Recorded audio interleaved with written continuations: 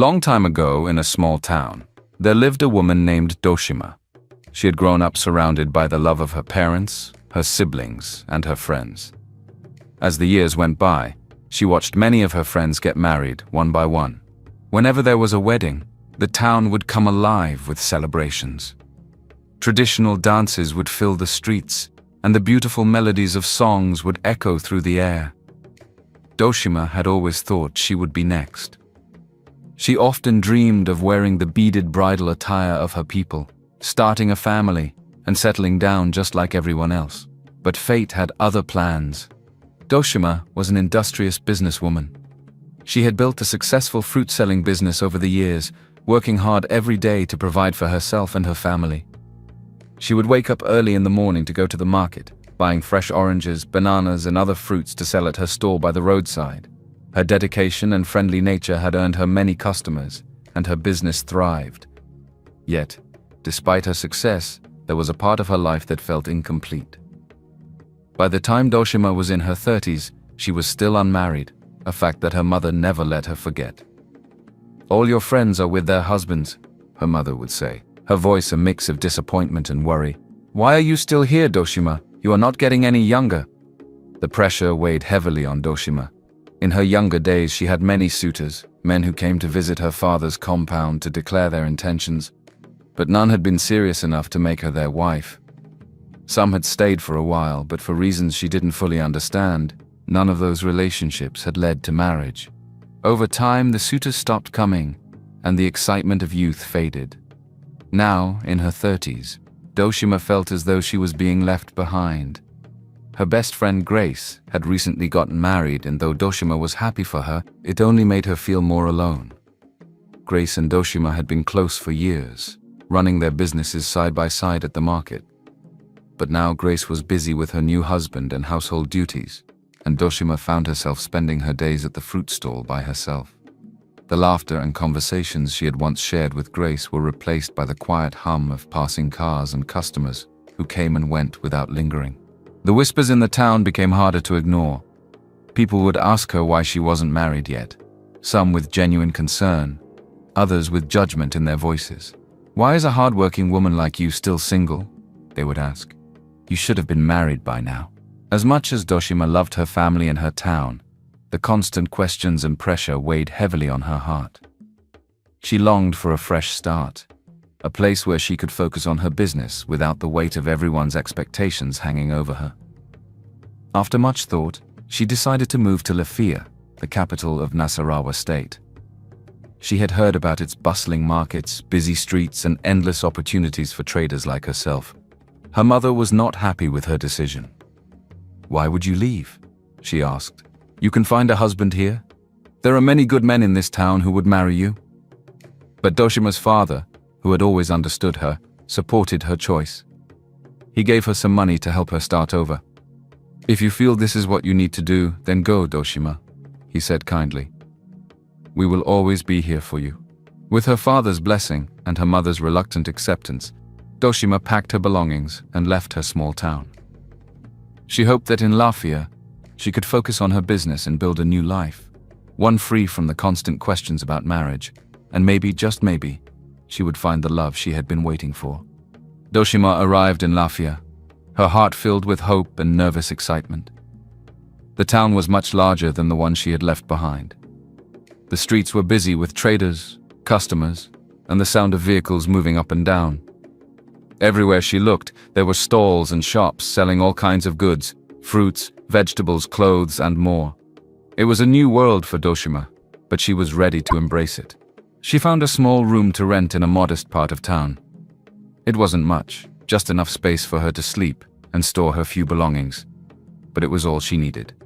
The next day, Doshima went to the market to buy fresh fruit and set up her stall by the roadside, just as she had done back in her hometown. Every morning, she would wake up early, gather the freshest oranges, bananas, and pineapples, and head to her spot in the market. At first, business was slow. The people of Lafia didn't know her yet, and there were already many other traders who had been selling fruits in the market for years. But Doshima was patient. She smiled at everyone who passed by her stall, greeted them kindly, and slowly, people began to notice her. Her fruits were always fresh, her prices fair, and her friendly nature drew in customers. Before long, her stall became a regular stop for many people in the market. Despite her growing success, Doshima often felt lonely. Lafia was a big, bustling town, but it wasn't home. She missed the familiar faces of her family, the laughter of her siblings, and the comfort of knowing almost everyone in her small town. Here, she was just another face in the crowd, and while that gave her some freedom, it also made her feel isolated at times. One afternoon, after a long day at the market, Doshima boarded a taxi to take her home. The driver told her the fare would be 2,600 naira, but when Doshima reached into her bag, she realized she only had 2,000. She had miscalculated and felt embarrassed as she tried to explain to the driver. "I'm sorry," she said, her voice low. "I didn't bring enough. Can I pay you the rest next time?" The driver shook his head, clearly frustrated. Just as Doshima was beginning to worry about how she would pay, a voice from the front seat spoke up. "I'll cover the difference for her," the man said, handing the driver 600 naira. Doshima looked up to see a tall, well-dressed man sitting in the front seat of the taxi. His face was kind, and his smile put her at ease. "Thank you so much," Doshima said, relieved. "I didn't expect the fare to be so high." "It's no trouble at all," the man replied. "My name is James." Doshima introduced herself, and the two quickly struck up a conversation. James told her that he had recently moved to Lafia from Taraba State, where he had worked as a lawyer. He explained that he was still getting used to life in Lafia, just like Doshima. As they talked, Doshima found herself drawn to James. He was calm and polite, and there was something about the way he spoke that made her feel comfortable. By the time they reached their destination, they had exchanged phone numbers and promised to stay in touch. When Doshima returned to her room that night, she couldn't help but smile. For the first time since she had moved to Lafia, she felt a spark of excitement. Maybe, just maybe, things were starting to change for the better. Over the next few weeks, Doshima and James began to see more of each other. Their conversations over the phone soon turned into regular meetings. Sometimes they would meet at small restaurants in Lafia, sharing meals and stories. Other times they would take long walks around the bustling market, watching the traders and customers go about their day. James was easy to talk to. He had a calmness about him that Doshima found comforting, and his kindness never seemed forced. He listened to her stories about growing up in her small town, about her fruit-selling business, and the challenges she faced trying to build a new life in Lafia. In turn, James opened up to her about his life in Taraba State and the tragedy that had brought him to Lafia. His entire family had been killed in a violent clash between farmers and herdsmen, leaving him devastated. Lafia had offered him a chance to start fresh, away from the painful memories. Doshima's heart ached for him. She couldn't imagine losing so much, and yet here was James, smiling and living each day with strength. She admired how he carried his burdens with grace, and how he made her feel valued in a way she hadn't felt in a long time. As their bond deepened, Doshima found herself looking forward to their time together. James would often surprise her with small acts of kindness, sometimes bringing her lunch at the market, or simply showing up with a warm smile after a long day. His presence had become a bright spot in her life. One day, as they sat together in a small park near the market, Doshima found herself wondering aloud, "How did we find each other in this big town?" James laughed softly. "I guess it was fate," he said. "Maybe we were meant to meet." The word stuck with Doshima. Could it be fate? After years of waiting, years of watching her friends get married and start their families, could this finally be the love she had been longing for? For the first time in a long while, Doshima felt hopeful. Their relationship blossomed quickly. James treated her with respect and made her feel special, something she hadn't felt in any of her previous relationships. As the days turned into weeks and the weeks into months, it became clear to both of them that this wasn't just a fleeting romance. They had built something real. Then, one morning, Doshima noticed something unusual. She hadn't been feeling quite like herself for the past few weeks. She was often tired and felt a bit nauseous in the mornings. At first, she brushed it off as stress or exhaustion from her busy days at the market. But when the symptoms didn't go away, she started to wonder. After visiting a clinic in town, the doctor gave her the news. Doshima was pregnant. The moment she heard the words, her mind swirled with a mix of emotions: excitement, fear, joy. It was a lot to take in all at once. She had always dreamed of having a family, and now that dream was coming true. But she also knew this was a big responsibility, and her life was about to change. When she told James about the pregnancy, his face lit up with happiness. He embraced her, and for a moment they just stood there holding each other. "This is wonderful news," James said with a smile. "I've been thinking a lot about us, and now I know for sure. I want to spend my life with you, Doshima. Will you marry me?" Doshima's heart filled with joy. This was the moment she had been waiting for all her life. After years of hoping, waiting, and watching others find their happiness, here she was, finally being asked the question she had dreamed of for so long. "Yes," she whispered, her voice filled with happiness. "Yes, I will marry you." They embraced again, and in that moment, everything felt right. Doshima knew that she had made the right choice in leaving her hometown and coming to Lafia. The life she had always wanted was finally within reach. The news of Doshima's pregnancy brought a new sense of excitement to her life. She and James wasted no time in planning their future together. They both knew they wanted to raise their child as a family, and marriage was the next step. So, they began making plans to get married before the baby arrived. Doshima was eager to share the news with her family back in her hometown. After all the years of waiting, hoping, and dealing with the pressure to marry, she finally had something joyous to bring home. When she and James traveled to her parents' home, her mother's eyes lit up with surprise and happiness when she heard about the engagement and the baby on the way.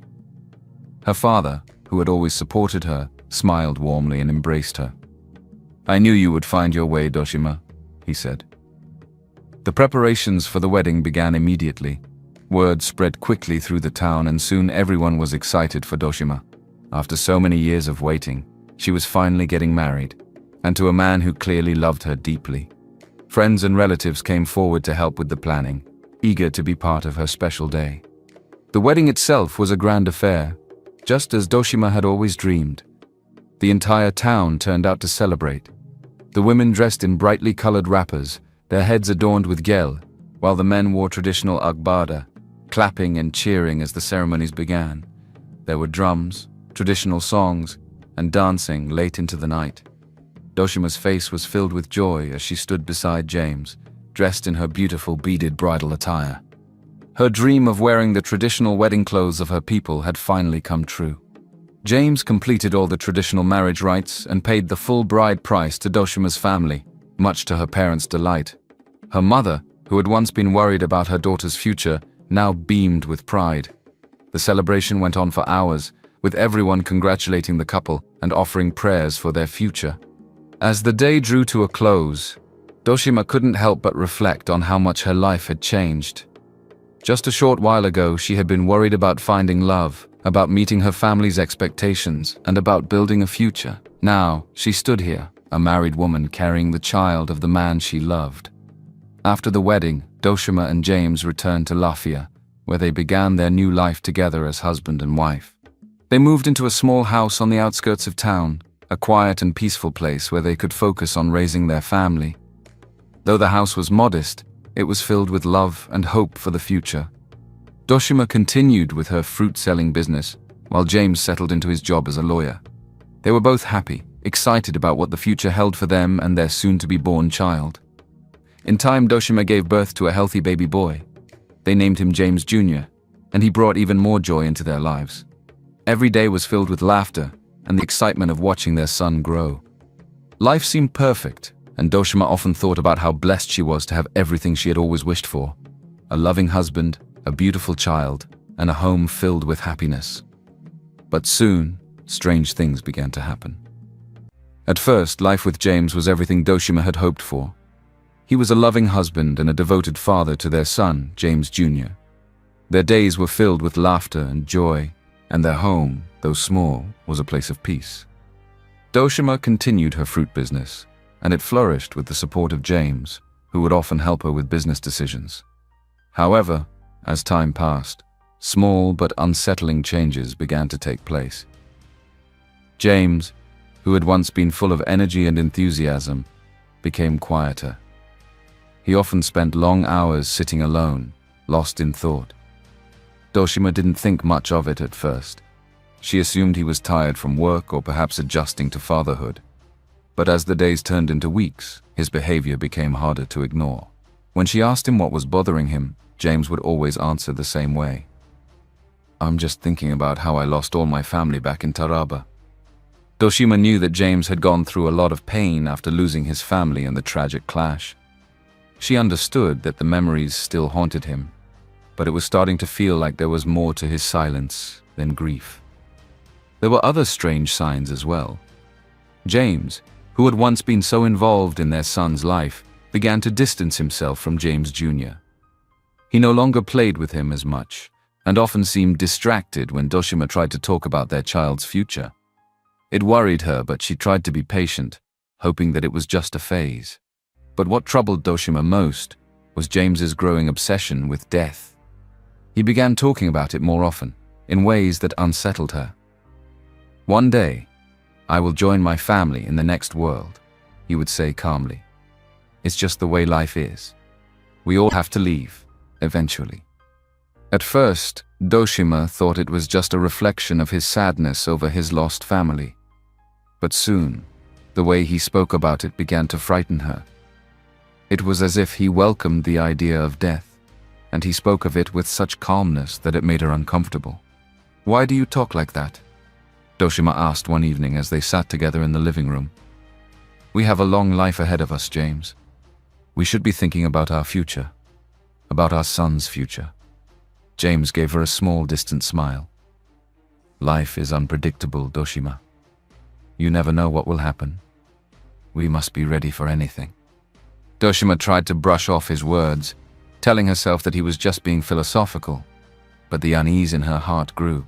She couldn't understand why James, who had so much to live for, seemed to be retreating from life itself. There was also the matter of their son's education. As James Jr. grew older, he was now 4 years old, and Doshima began thinking about sending him to school. She had never had the opportunity to get a formal education herself, and she wanted her son to have the best future possible. But when she brought up the idea of enrolling him in school, James was surprisingly dismissive. "He's still young," James would say. "There's no need to rush. When we move to Abuja, we'll find a good school for him. For now, he can stay at home." Doshima couldn't understand James's reluctance. She tried to reason with him, explaining that early education was important, but each time James would gently but firmly refuse. His insistence made her uneasy. What reason could he possibly have for keeping their son from school? As time passed, Doshima's worries grew. She tried to convince herself that it was just the stress of their new life as parents, but the strange behavior, the constant talk of death, and James's distance from their son weighed heavily on her heart. Then came the night that changed everything. Doshima was asleep when she was suddenly awoken by the sound of James talking. At first she thought he was awake, but soon realized he was talking in his sleep. His voice was calm, but what he was saying sent chills through her. In his sleep, James was describing his own death. "I'm going soon. I will join them," he muttered. His words made little sense to Doshima at first, but as she listened, fear crept over her. James was talking about joining his family in Taraba, his family who had passed away. It wasn't the first time James had spoken about death, but this time, something about the way he spoke felt final, almost like he was ready to leave. Doshima couldn't sleep for the rest of the night. She lay there next to him, wide awake, listening to his restless murmurs. What was going on with James?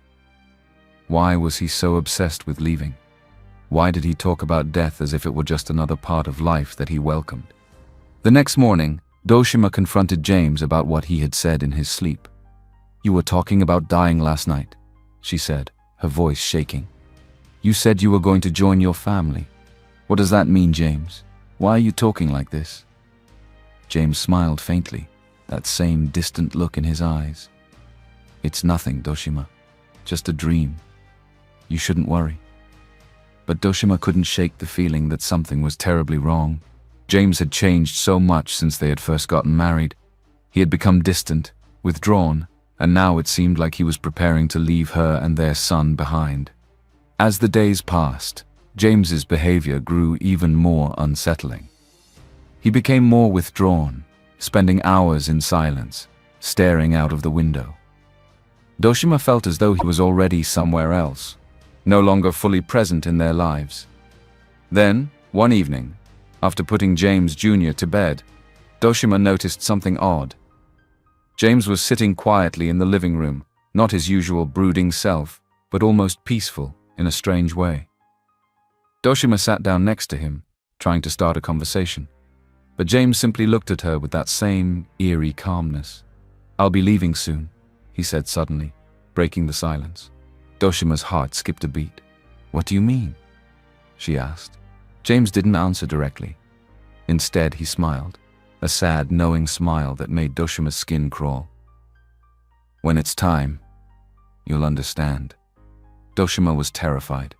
She didn't know what was happening to James, and no matter how hard she tried to reach him, he seemed to be slipping away. As time passed, Doshima began to feel that something wasn't right. The little things that had once seemed harmless now filled her with unease. But she acted normal because of their son. James had always claimed to be a lawyer, but Doshima had never seen him go to work. Every morning she would leave the house early to go to the market, and James would stay behind. He told her that he left for work later in the day, but whenever Doshima returned in the evening, James would already be home. He always had money and provided for their family. She had never met any of his colleagues, never seen his office. Where did James go every day? What was he hiding? Despite these growing doubts, Doshima tried to push her concerns aside. James was her husband, and the father of her child. She trusted him, and he had never given her a reason to doubt his love for her.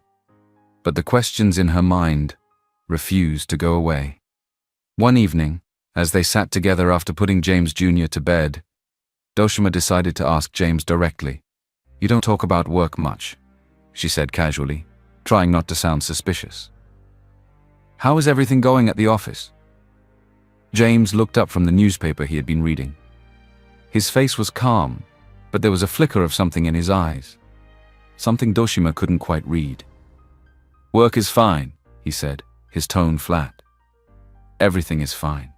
Doshima nodded, but the unease in her chest deepened. She wanted to believe him, but something about his answer didn't feel right. After the strange realization about James's job, Doshima couldn't stop thinking that something much deeper was going on. The clues were there: his lack of friends, his odd behavior, and now the unsettling thought that he might not even have a job. But still, she tried to push these doubts aside. James was her husband, and despite everything, she wanted to believe that their life together was real. However, a few months later, everything would change. By the time their son James Jr. was almost 5 years old, Doshima was beginning to feel the weight of all her unanswered questions. James, her husband, had become more distant with time. His strange behavior and her growing suspicions about his job gnawed at her. Despite everything, Doshima focused on expanding her business, hoping that it might bring some positive change. She found the perfect shop in the market, owned by a wealthy businessman named Alhaji Usman. The shop was exactly what she needed to grow her business beyond her small roadside stall. Alhaji Usman was willing to rent the shop to her, but insisted on meeting her husband first. "I want to make sure your husband is fully supportive," he had said. "We need to know he's involved." Doshima hesitated. James had always avoided meeting people. Every time she asked him to meet Alhaji Usman, he brushed it off, saying he was too busy with work. But she didn't want to lose the opportunity. So she decided to invite Alhaji Usman and his friend to the house without telling James in advance. She figured that once they were there, James wouldn't mind and would understand the importance of the meeting. When the day arrived, Alhaji Usman and his friend Mr. Gambo came to the house. Doshima welcomed them warmly, but realized with a bit of guilt that she hadn't told James they were coming. "Oh, I forgot to tell my husband you were coming," she said with a nervous laugh, trying to keep things casual. "But don't worry, He won't mind. Please come in." The two men entered the living room and took a seat. They exchanged polite greetings with Doshima, who then excused herself to fetch James from the bedroom. She found him sitting quietly, as he often did these days. "There are some people here to see you," she said cautiously. "Al-Haji Usman and his friend, Mr. Gambo. They're here to talk about renting that shop I told you about." James frowned slightly but stood up after a moment. He seemed indifferent, and Doshima couldn't quite read his mood. She hoped that everything would go smoothly. But when James entered the living room, everything changed. As soon as Mr. Gambo saw James, he froze. His face went pale, and his eyes widened with shock. Is that you, Henry?" he stammered, his voice trembling. James, who Doshima had always known as her husband, froze too. For a moment the room was silent, filled with an unsettling tension. Doshima's heart began to race. "What's going on?" she asked, looking from James to Mr. Gambo in confusion. "Who is Henry?" Mr. Gambo continued to stare at James, disbelief etched across his face. "I knew him years ago," he said slowly, turning toward Doshima. "But that's impossible. Henry Yusuf from Taraba? He died in a car accident. I attended his funeral." Doshima felt the world tilt beneath her. Her husband, James, was Henry. And this man was saying that he was dead? "What are you talking about?" she whispered, her voice shaky. "James, what does he mean?" But Henry, the man she had known as James, didn't say a word. He didn't even look at her. Without uttering a single explanation, he turned and walked out of the room, leaving everyone stunned in his wake.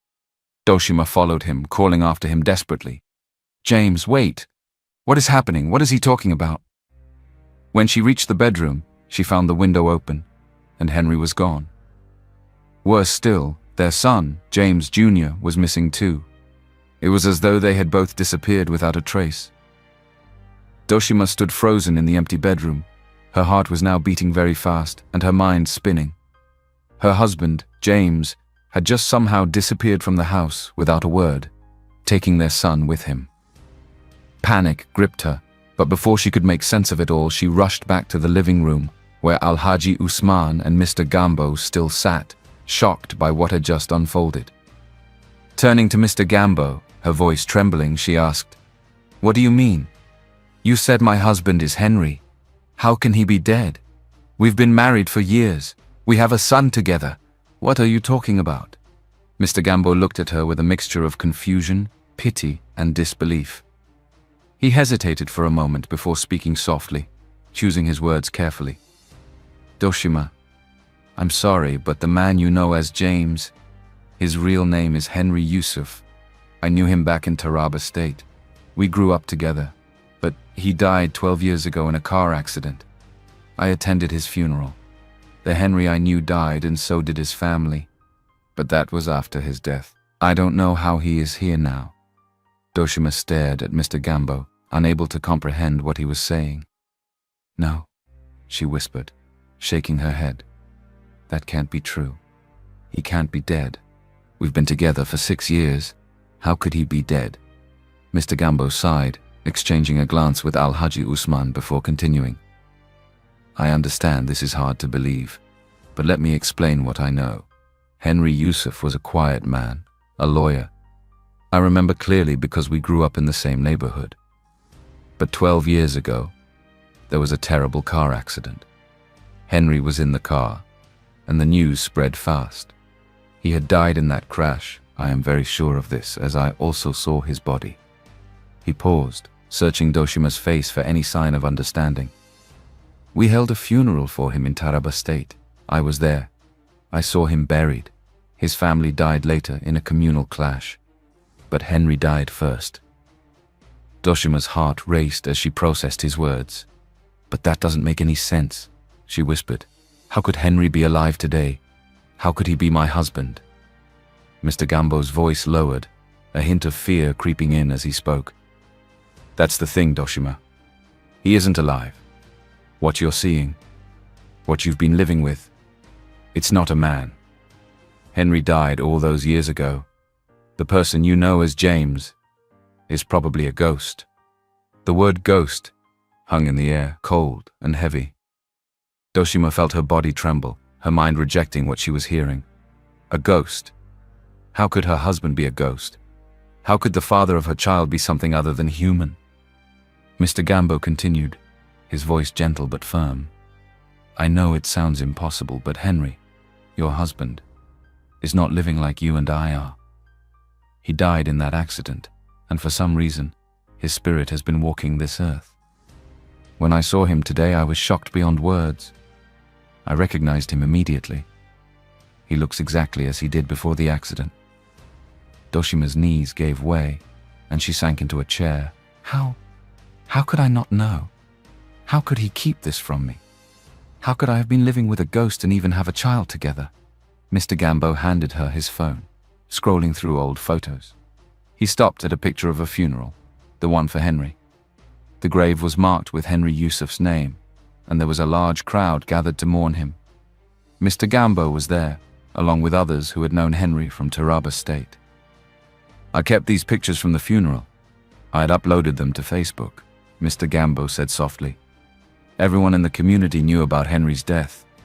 But now, seeing him here today, I don't know what to think.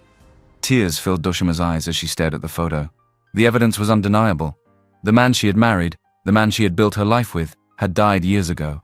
And now, somehow, she had been living with his spirit all this time. But how? How could this be? She whispered, her voice barely audible. Why didn't I see the signs?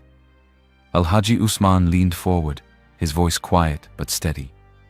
Sometimes we don't see what we're not ready to see, Doshima. You loved him, and he took care of you. Maybe that was all that mattered to you. Doshima looked up at them, tears streaming down her face. But what about our son, James Jr.? Is he even real? Is he human? Mr. Gambo and Alhaji Usman exchanged a troubled look. I don't know, Mr. Gambo replied softly. But what I do know is that you deserve the truth. You need to understand who or what you've been living with. The weight of it all came crashing down on Doshima. Her husband, James or Henry, had been dead for over a decade. The life they had built together, the love they shared, had all been haunted by something she couldn't comprehend.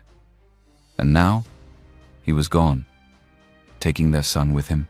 I don't understand, she whispered, her voice breaking. Why would he leave? Why now? Alhaji Usman placed a comforting hand on her shoulder. There are things in this world that we may never fully understand, Doshima. But right now, it seems like he was never meant to stay. His time may have been borrowed. Doshima sat there, her heart heavy with grief and confusion. The man she had loved, the father of her child, was a ghost. And now, both he and their son had disappeared, leaving her with more questions than answers. After the shocking revelation that her husband James, or Henry, as she now knew him, was a ghost, Doshima felt lost. Everything she thought she knew had crumbled before her. The man she had loved, the man she had built a life with, was no longer just a mystery. He was something beyond her understanding, and now he had disappeared, taking their son with him. In the days that followed, Doshima tried to stay in Lafia, hoping that somehow James would return with their son, that there would be an explanation, and that life would return to normal. But days turned into weeks, and neither James nor their son ever came back.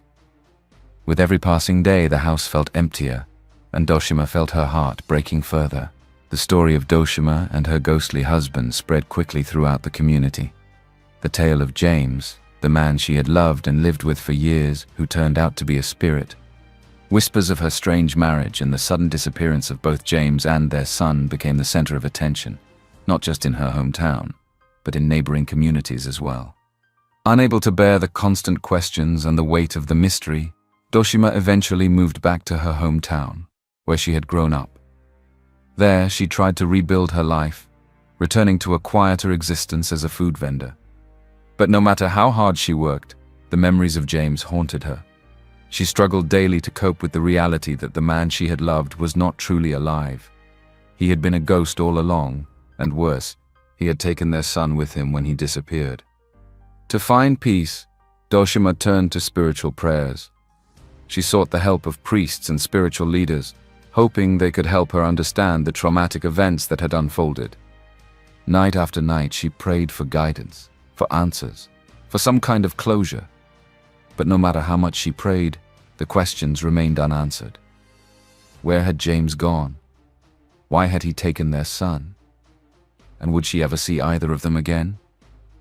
The community speculated endlessly about the supernatural aspects of her story. Many believed that James had indeed been a ghost, sent from the spirit world for reasons they could only guess at. Some said he had returned to the afterlife, taking their son with him. Others wondered if their son, James Jr., had been a spirit all along as well, a child caught between the living and the dead. Discussions filled the village. Was James Jr. also a ghost? Or had James simply taken him away to continue his life elsewhere?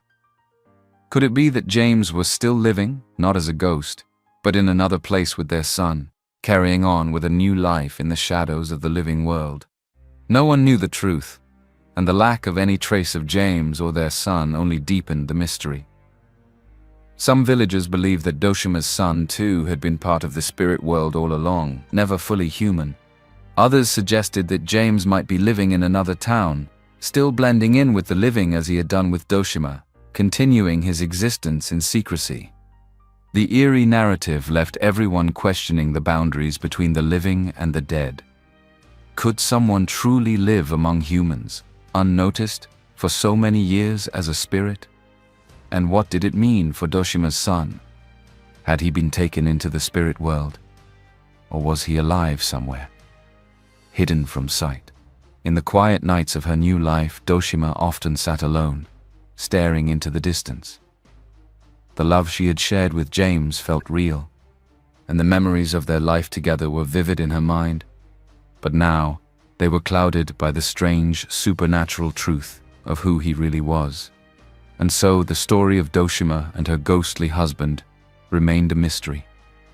The man she had once loved had vanished without a trace, leaving her with only questions and memories. The villagers continued to share the tale, each adding their own speculations, but no one ever knew for sure what had happened. As time passed, Doshima accepted that she might never find the answers she sought. Her life had been touched by something beyond the natural world, something she could never fully understand. And though she continued to live quietly, selling food in the market, the story of her ghostly husband lingered in the air, leaving everyone who heard it pondering the thin line between the living and the dead.